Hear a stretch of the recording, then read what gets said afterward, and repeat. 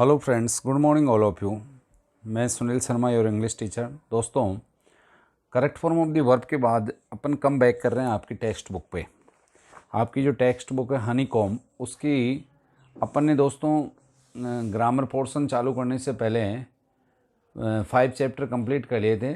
Now I am starting your poem 5। आपकी 5वीं poem मैं स्टार्ट कर रहा हूँ। फर्स्ट ऑफ ऑल, मेरी इस जो ऑडियो लेक्चर है इसमें आपकी वर्ड मीनिंग क्लियर करूँगा। वर्ड मीनिंग के बाद में इस ऑडियो लेक्चर में मैं आपको ये जो पोएम है उसको रीड कराऊँगा, और नेक्स्ट ऑडियो लेक्चर में आपको इसके क्वेश्चन आंसरों के PDF दूंगा विथ एक्सट्रैक्ट। छोटे छोटे पैसेज पोएम से भी आते हैं जिसमें 2-3 क्वेश्चन आते हैं, वो सोल्व करने पड़ेंगे आपको।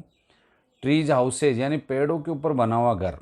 फर्स्ट मीनिंग है इसका स्विंग यानी झूलना। झूला झूल लेते हैं अपन पेड़ों के, झूला लगा के, रस्सी लगा के, या वैसे भी कोई टहनियाँ नीचे आती है तो गाँव के बच्चों के लिए ये सर्वाधिक मनोरंजनदायक गेम है दोस्तों। हाइड यानी छिपना, हाइड एंड सीक यानी लुक्का छिपी का खेल।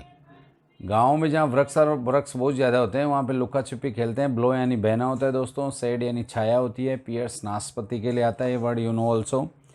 चॉप डाउन यानी काटना। वृक्ष जब सूख जाते हैं तो काट के इनको इमारती लकड़ी के रूप में यूज़ करते हैं, ईंधन के रूप में यूज़ करते हैं। फॉल यानी पतझड़। रेक यानी एकत्रित करना। बर्ड्स यानी पक्षी। चिल्ड्रन यानी बच्चे। ये सब आप इनमें से हाफ मीनिंग आप ऑलरेडी जानते हो दोस्तों। काइट मीन्स पतंग। कूल यानी ठंडा। गर्मियों में जो शीतलता अपन को वृक्षों से मिलती है उसके परिप्रेक्ष्य में कूल वर्ड आया है। समर यानी गर्मियाँ। विंटर यानी सर्दी। एप्पल यानी सेव। मदर यानी माता। फादर मीन्स पिता, यू नो ऑल्सो। से यानी कहना। पेंट यानी किसी भी चित्र को बनाना या रंगना। लीव्स यानी क्या होती है दोस्तों? पत्तियाँ होती है। Is that clear? Now I am starting your poem. Please open your book and try to understand with me. Trees, ये जो आपकी पोएम है सर्ली बाउर इसके राइटर हैं। बहुत ही सुंदर तरीके से इन्होंने वृक्ष का महत्व बताया है। देखो कैसे। ट्री आर फॉर बर्ड्स, की पक्षियों के लिए पेड़ है, इन्हीं में पक्षी घोंसला बनाते हैं दोस्तों। ट्रीज आर फॉर चिल्ड्रन, और बच्चों के लिए वृक्ष है क्योंकि वृक्ष इन्हीं पेड़ों के नीचे खेलते हैं, झूला झूलते हैं।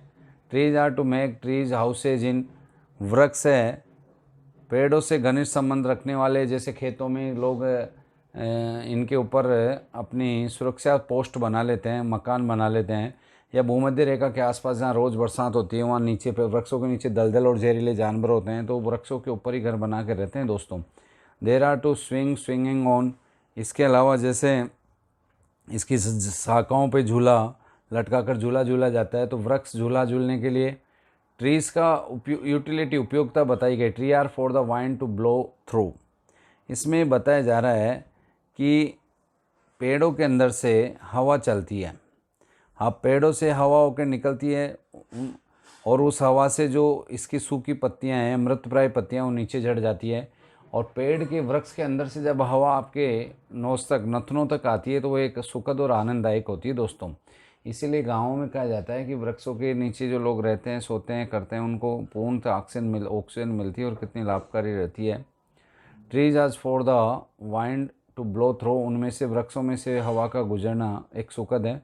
Trees are to hide behind in the hide and seek, वृक्ष है लुक्का छुपी का खेल खेलने के लिए। गांव में बच्चे हैं पेड़ों के पीछे, बहुत बड़े बड़े वट वृक्ष होते हैं, लुक्का छुपी का खेल खेलते हैं।